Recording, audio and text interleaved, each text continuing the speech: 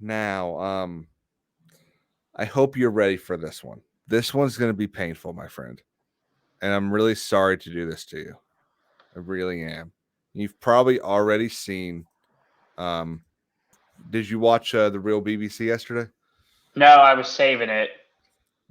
Okay. I didn't finish Friday Night Tights, and I got to get through Forbidden Frontier, and then I got to get to BBC. But I'm going to be laying around for the next 2 days after my surgery, so that's probably what I'm just going to have on. But Yeah. break it to me, man. I'm behind on the Well, news. So what is it? so on the real BBC, Gary tweeted this out, and I saw this article shockingly a little bit before he did. I should have called you immediately so that we could make the video about it. But this is probably, and I can't believe I'm going to use this word, but this is probably the greatest example of cope ever. Is Rings of Power more faithful to Tolkien's Lord of the Rings than the movies? It's harder than you think. Mm. Now, Mm. what's the first word that Who pops into wrote your that? mind? Who wrote that? Who wrote that? Amanda. Amanda Mullen. Mm. Amanda Mullen of Screen Rant wrote this. This is just clickbait. It's 100% clickbait.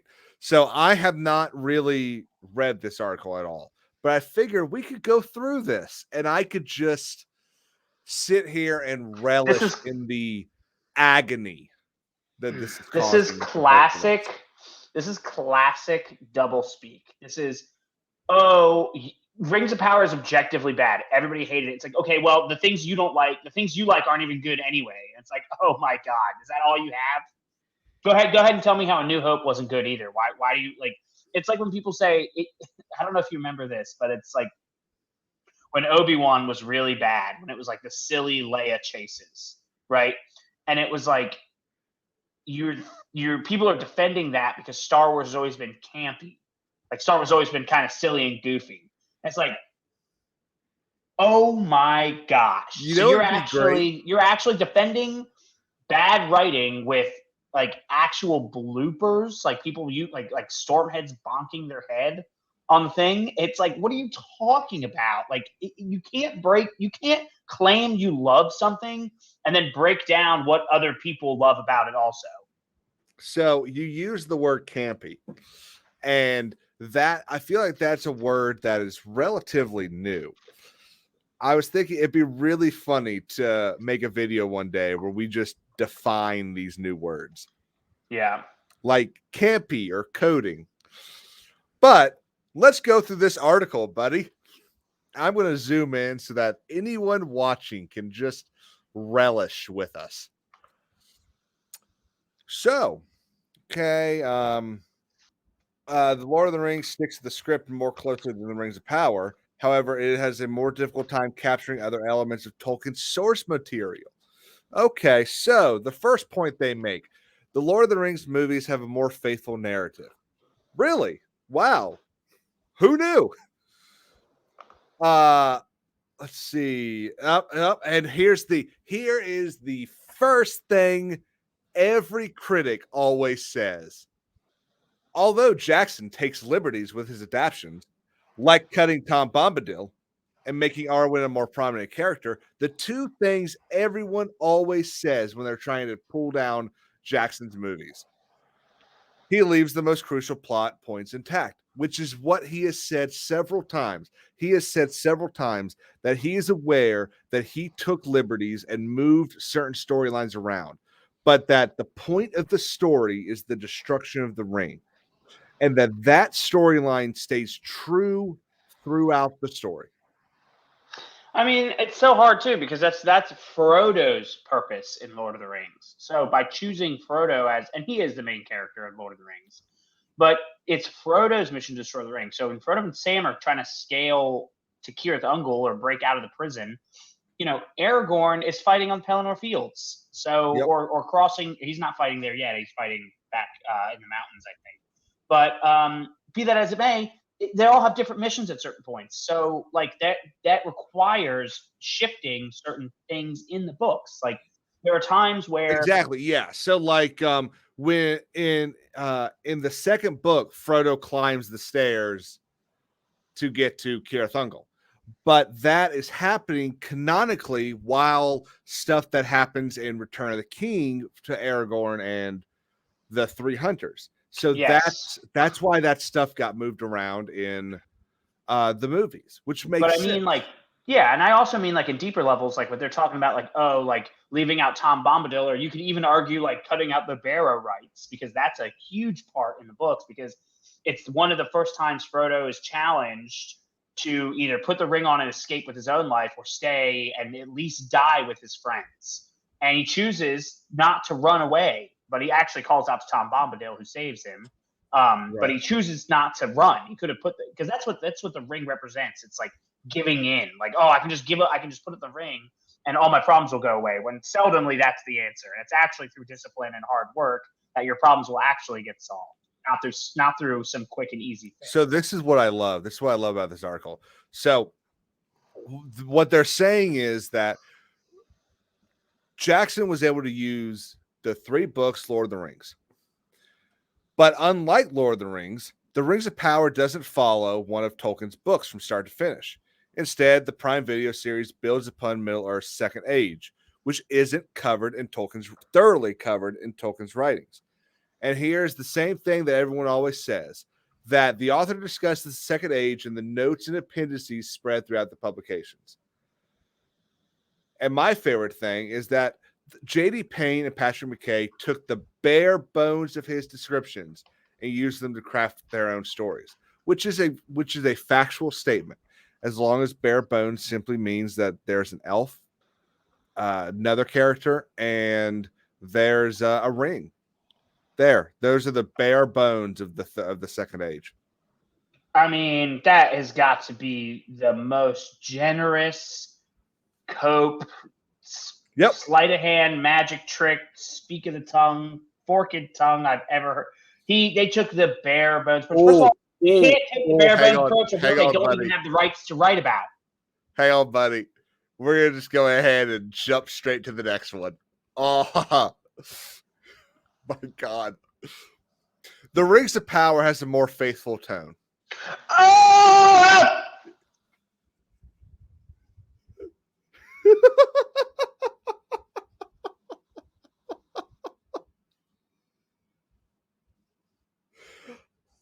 You know, I'm going to go ahead and be honest. I've read The Lord of the Rings and I've read The Hobbit. I've read a little bit of the appendices, but I haven't read any of the other books. I haven't read any of Christopher's edited stuff. But of Tolkien's work that I've read, I don't remember the tone of a bitchy elf who hates everybody, does everything by herself. Like who mocks her dead husband. When did Galadriel enter the fray and just curb stomp everyone's ass? I don't. What do they even mean by tone? It has more. There's so 7 storylines going on. Wait, which storyline? The one where the Harfoots left their people to die, or the one where she laughs at her dead husband? Which one are we talking about? Which tone? The dead husband that's not dead either. Are we talking about the Iranian woman with the Puerto Rican guy in the middle of the desert who's got the only makeup on and a trench nobody can see until it's on top of him, or the crackhead in the desert with a keyblade turning it into turning a volcano on? Okay, let's find out. Okay, I'm going to read the first full paragraph. Although The Rings of Power brings a fresh story to the Lord of the Rings franchise, it captures the tone of Tolkien's work more authentically than Jackson's movie. Now, if this was a scholastic paper, right here, you would expect a definition of Tolkien's tone and a definition of Jackson's and a definitions of Amazon's, and you would expect some sort of compare and contrast. Obviously, we're not going to get that. This is Screen Rant. The author's son, Christopher Tolkien, dismissed the films for this reason, telling Le Monde that they felt like an action movie for young people aged 15 to 25. The adaptations do have a blockbuster quality to them, making the Fellowship's adventure grander and more thrilling than they are on the page. Ugh. That's partially why they've drawn such a huge audience, even appealing to viewers who haven't read Tolkien before. Now, granted, it's been about a That's year. such a stupid argument for a writer to make. Yeah, They do well, it more right. thrilling than they Come on, are on the okay. page. It's like Okay. you're a writer.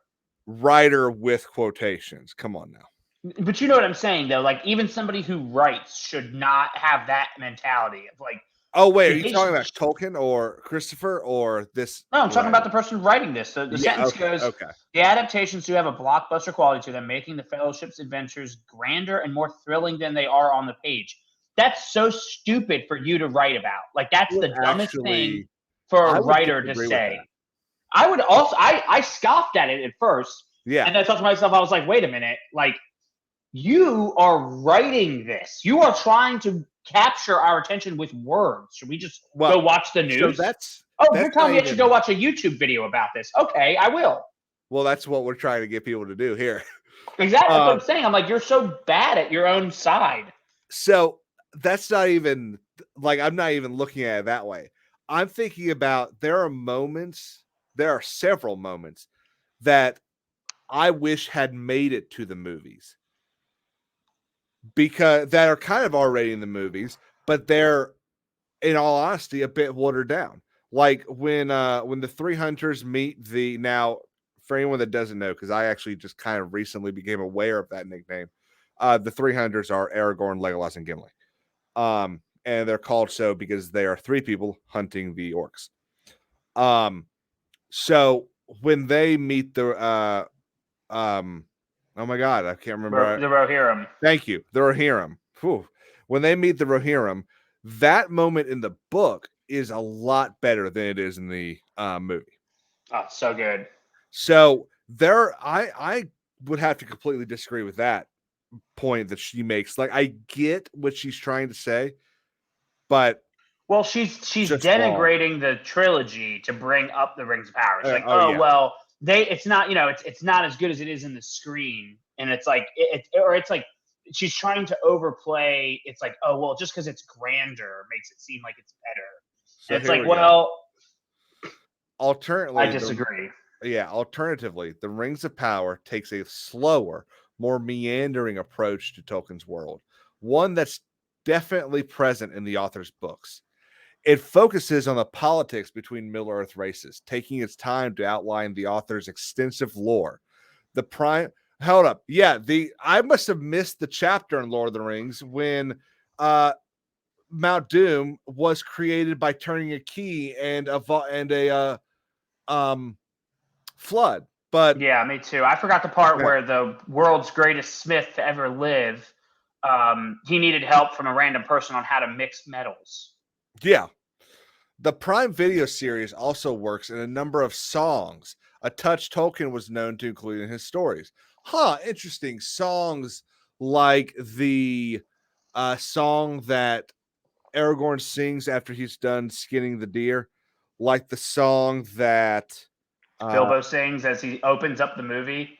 Yeah. What about the song at the end while Aragorn is just after he's been crowned, which is actually the oath his ancestor Elendil takes when he first steps foot on Middle Earth.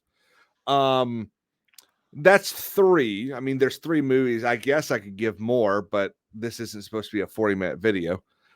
That just, oh my God, slower pace. I can't believe a slower, more meandering approach. Like, what are you talking about? A slower pace. You didn't even watch the show. The first scene she opens up, it's like hunting a troll in a cave. It's like, that doesn't have anything to do with Lord of the Rings. Because the Numenorian fleet gets there in 45 minutes.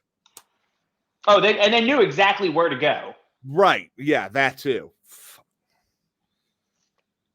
Neither Jackson's Lord of the Rings movie nor The Rings of Power properly adapt Tolkien. You know what? True. Jackson just does it a lot better because Tolkien cannot be 100% adapted. Well, I There's would say too that we much there. actually can say properly adapted because that's a subjective term. Like, oh, that's properly adapted, or that's not. Like, you're never going to have a 1-to-1 in anything. So there's never been a proper adaptation of anything, according to like just in general.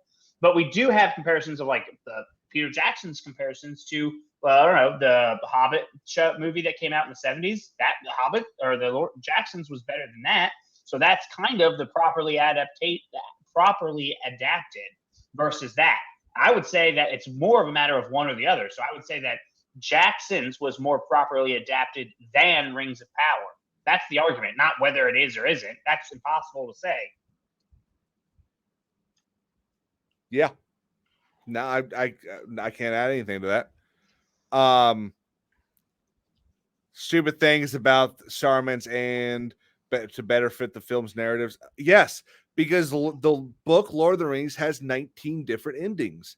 The movie needed one ending. Oh, thank God we're done. I will say I did have some beefs with the movies. I mean, there were stuff that like I understand it was a movie and you had to keep a narrative going through 3 movies, which was a lot to ask for 20 years ago. It was before Marvel, so people weren't just like getting on YouTube to follow up on their thing when they got home. They had to really like it and care about it to go to the theater the next year. Right. But I will say that like I did, a lot of people could argue with the scouring of the Shire is the actual climax of the story.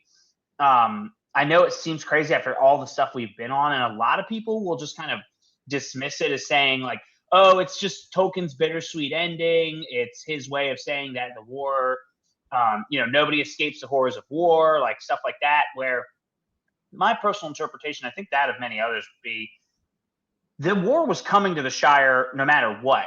And it was actually really fortunate that our 4 heroes, Scott, Pippin, Merry, Samwise, and Frodo, all went off into the world and not only tumbled, like Gandalf would say, as little rocks would tumble into bigger things. They tumbled into bigger things and protected so much in the outside world that they actually turned the course of the war. I mean, Merry stabbed the Witch King. Pippin saved Faramir, who would go on to become the Prince of Ithilien. Frodo obviously destroyed the ring. Sam protected Frodo up until the last moment and helped him destroy the ring. Like these are people who really went out and had a huge impact in the wider world. And then they come home and they don't just like come home and cry like, oh no, the Shires, it's different. They come back and they fight. They drive the ruffians out. They take back their home. And yeah, while there's losses and it's sad, it actually showed that if they didn't follow their heart, if they didn't pursue adventure, they wouldn't have the skills needed to retake their home. They wouldn't have the skills needed to defend their country. And that was something that really seems like it stuck out to me for a long time because they actually found the exact skills they needed to come home and not only bring about things safely, but when Frodo was like, I don't want any more bloodshed, it shows his maturity. He's not just bloodlust. He doesn't just have power and wants to use it. You know, Merry and Pippin are martial. They're knights. Pippin's a knight of Gondor, and Merry's a knight of Rohan. So like they have arms and they have horns and they're ready to fight and they're ready to kill these guys. And there's a great part when in the Scouring of the Shire where the ruffians who just have like clubs and stuff, and they're men, so they're beating up the hobbits and stuff. They for the first time they see true steel glimmer in firelight because Frodo or Merry draws steel on them, and they just run. It's so great because you realize these guys are all talk and they've got no courage. And throughout the whole story, now our heroes are finally like, hey, wait a minute, we're tough and strong. Get out of our country. It's awesome. Yeah, no, I 100% agree with that, man. So it would have been nice to see that on screen. But at that point, we were already 2.5 hours into a movie. I didn't think people wanted to see another hour. Well, and that's the point. That's kind of the point when you're making a movie. You only have so much time. And especially in 2001 when they were doing all this. So they had to cut it at some point. But, I just want to once again thank everyone for sticking with us. Like always, please like, share, subscribe, and follow us on Twitter at KingsAdvisors_. Thank you.